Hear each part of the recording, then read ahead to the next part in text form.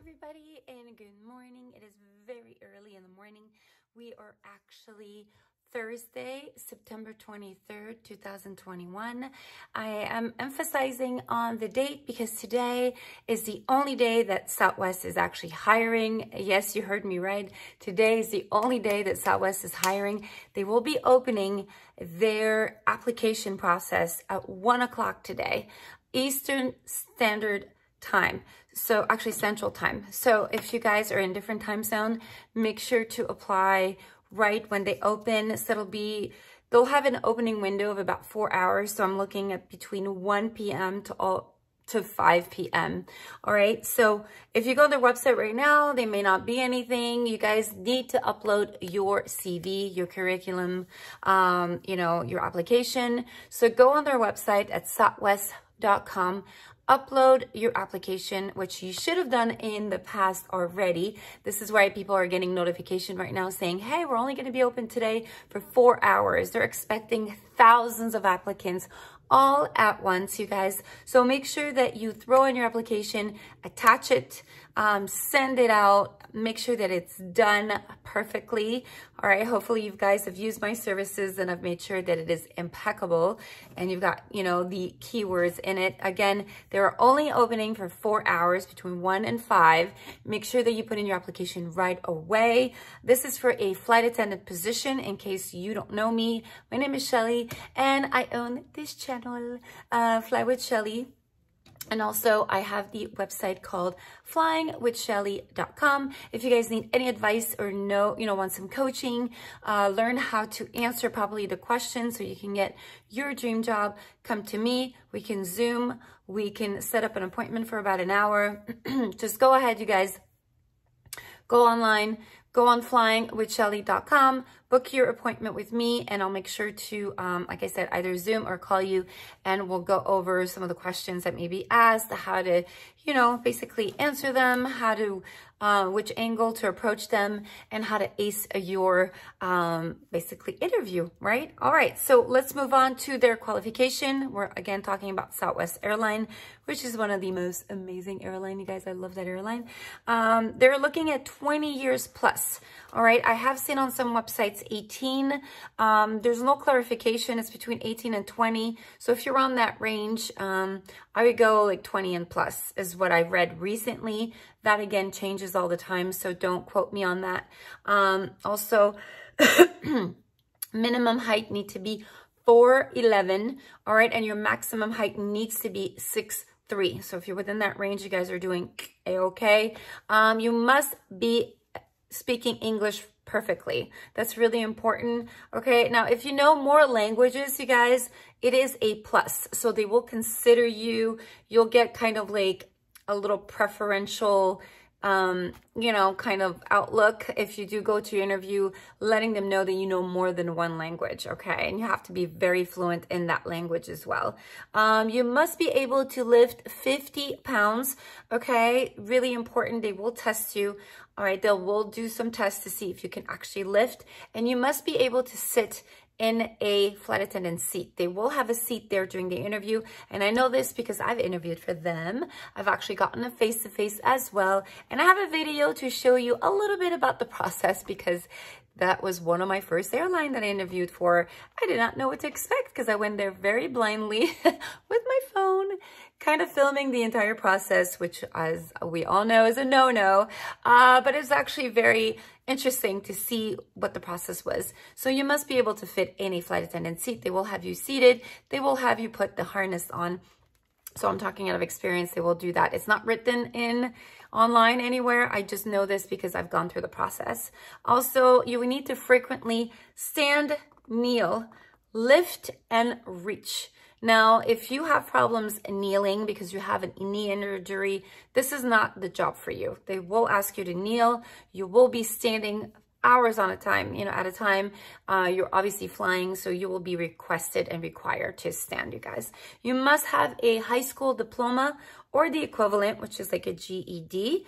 All right, you need to be legal in the US and be able to work in the United States, which means you have to have either a green card Also a passport, because you will be going internationally. Really important. Your passport needs to be up to date. Again, when they do hire you, they like you. The process is pretty fast, you guys, from the time that they hire you, from the time that you interview, from the time that they meet you, from the time that they do the background check. Before you know it, you are already training. And they want you to have that passport, you guys, in hand. I can't emphasize that enough. A lot of people ask me, what if I don't have it and I put the process in?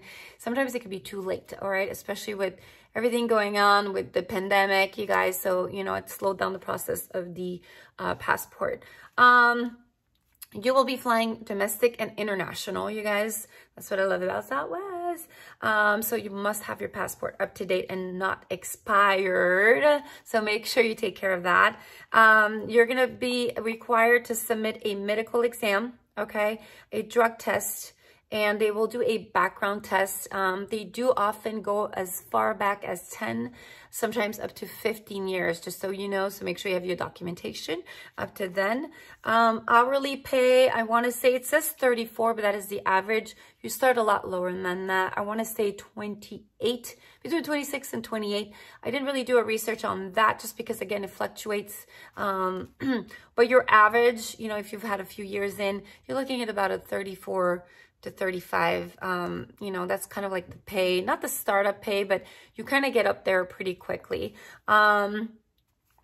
The cons of flying, all right, this is just what was said online. Again, mandatory overtime. You guys will be requested, and it is mandatory to do your overtime. You can't just argue and say, I don't want to do it. You have to do it. And the low pay to start. Again, when I gave you the 34, that's eventually, it's not something that you start off at that salary. So you may start it in the 20s. Okay, I remember when I was there, it was a little bit lower. It was like 20, I want to say like it was 26, I think. I could be wrong. Training is somewhat paid. They will give you a gift card. I had the whole sheet when I did go to their face-to-face, but I know that it was going to take me time to find it. And if I take too much time, then you guys don't get this video. I need to get this video out as fast as possible. I want you guys to put your applications in and get hired, okay? Fluency in multiple language is a plus. As I said, if you know any other language, make sure it is written in your resume. And when you do talk to them about yourself in your interview, to mention that, very important. Customer service, they are looking for people with customer service. If you don't have previous experience, please gain that experience, you guys, before you go in it. Don't just go in it and have nothing on your resume. Don't make up stuff. Also, they will check, they will have a background check. If you are lying, they will find out and they will boot you out. All right, so don't go there with lies, but make sure that you do still have some kind of experience. And if you don't, you guys, go out there, go get your experience. You want to add it to your resume. They want to see that you've dealt with customers. They want to see that you know how to handle customers. They want to know that they can trust you with clients in the plane when they are not there to supervise you. Remember, you're 30,000 feet above ground. There is no supervision. Okay, you're your own boss. Basically, you will have a lead flight attendant, but that is not going to be per se your boss. I mean, she will be there. She's your coworker. She's someone you can depend on, you know, and kind of like throw some ideas with. You guys are working hand in hand together. But again, you are your own boss, all right, you guys? So just remember that. And they want you to really know how to take initiative, be good at customer service, kind of step up to the plate, you know, and make decision. Basically, it's making decision, you guys. All right, problem solving, very important. Know how to problem solve, you guys. If you need your friend for advice because you can't make up a decision, or you have a situation where you got to call your mom, or you're at work and you always have to turn to your coworker or your boss because you just don't know what to do, that is not the job for you, you guys, because you got to think really quick on your feet. You got to improvise sometimes. Again, you are a psychiatrist, a psychologist, a doctor, you're a fire extinguisher / fireman, you are a nurse, you are a I said psychologist. Yeah. You're also obviously a waiter, all right, glorified waiter is what they call us. You are a customer service clientele. You know, I'm here for you. You're someone that's really patient. You have a lot of hats that you have to fulfill as a flight attendant. So just you have to have some kind of experience, you guys. The best experience, and I've noticed that a lot of people that work in the restaurant industry get recognized in this industry just because it's somewhat similar. You know, you have a lot of dissatisfied customers. You have a lot of orders. It's very similar, not in the sense of taking orders, but in the sense of satisfying a customer. Now, customer service can work in many ways. I mean, could be in many fields. You know, you could do that in a store. You can do that in a hospital. You can have that in restaurants. But I noticed that restaurants, you know, a lot of people that have customer service in restaurants seem to move forward in this industry for some reason, just because I think they see a lot of similarity. And again, we don't really serve food most of the time. We're mainly there for customers, but I think you have to be there also as a waiter more than any other jobs, I believe, to just in contact. And someone that's actually worked behind the counter at the airport. That is also another plus, because one, you're in the aviation industry. Two, you've seen it all. Three, you've seen what the stress can do to you and how to handle passengers that are just on, you know, on the go, I'm not happy. And you're like, all that stress is within you and you have all these people looking at you. So those are very good experiences to mention if you are or if you have done that. I think it's really important that you mention that in your resume. They will look at that and be like, okay, this is definitely someone I could relate with and someone that I need on my team, you know, for my airline in order to represent my airline and to do, you know, to provide a great customer service. All right, with that said, minimum 2 years of experience as a flight attendant. Now, if you don't have flight attendant experience, I didn't, and I still got hired. A lot of people didn't and got hired. It is kind of important if you've been a flight attendant and you've left on good terms to actually mention that you've been a flight attendant. For them, it is a plus. If they see you that you've been on a plane, you've handled passengers, you've taken initiative, you've stayed and you understand the schedule, all right, because it could be pretty crazy, you will be probably lifted up on the list here of applicants just because they are looking for someone that is comfortable in that environment, all right? So they understand schedule, like I said, they understand weird shifts, they understand relocating, they understand, so they don't have to take a gamble on you because you've never done it before and hope that it's gonna work out. They know that if you've been a flight attendant, you know the drill. You know how it works. You know the stressful schedule that we endure. You understand, you know, the whole principle of being a flight attendant. So you are already, so if you've had flight attendant experience, for Southwest, you are going to be right up there next to the people that know more than one languages, next to the people that have had a lot of experience in customer service. So if you guys are one of these, I am telling you, we have a great chance. Southwest was such a great experience. I love my experience with them. I love the interview process. They were so nice. I remember there was a flight attendant who interviewed me. She was HR and there was a flight attendant next to me. It was in a big room. It was kind of dark. It was cozy. I felt welcome. It was such a great experience. Like I said, it was my first experience. I shouldn't have gambled on Southwest on my first experience. Unfortunately, I should have taken my time and maybe started with the smaller regional as I've been telling you guys, because, you know, obviously I tell you guys things from my experiences, but I've made some mistakes along the way, and this is why I'm able to share those mistakes so that you don't make those mistakes.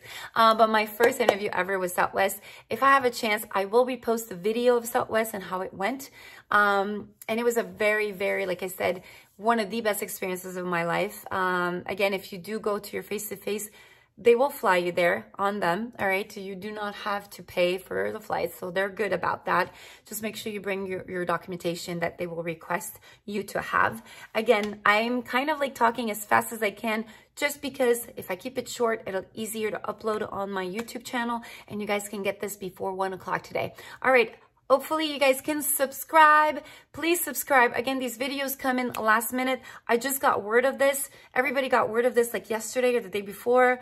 I wasn't able to make a video yesterday. I was so busy with my kids, but I'm making it today. If you guys get this, again, click the notification bell so you can get videos of me letting you know who's hiring, when they're hiring. Like, for example, today. You need to submit it today. Don't do it before 1 o'clock. You will not see anything. But as soon as you do, go to Glassdoor. If you don't see it, go to on southwest.com. Go to careers at the very bottom. you know, look for flight attendant position and attach your resume. There's Indeed as well, Indeed.com. You guys go on Indeed, INDEED.com. Also attach your resume from there. There's so many ways that you can actually let them know, hey, I'm interested. But hopefully you've already uploaded your resume with southwestcareers.com, and now you can actually click like I'm sending it to you. Not only have I attached it, but now I want to submit it to you. Hopefully this was informative, you guys. If you have any questions, comment down below. Again, you only have 4 hours, and let's go. Let's do it, you guys. Good luck. I wish you the best of luck. Hope to see you very soon up in the skies. And again, if you have any questions, comment down below. If you guys need coaching, if you do get hired and you're excited to do the interview, you're nervous, call me. I will help you. Email me, flywithshelly@gmail.com, and I will help you with all your coaching needs. All right, you guys, good luck. Have a great day, and let me know how it goes. Bye.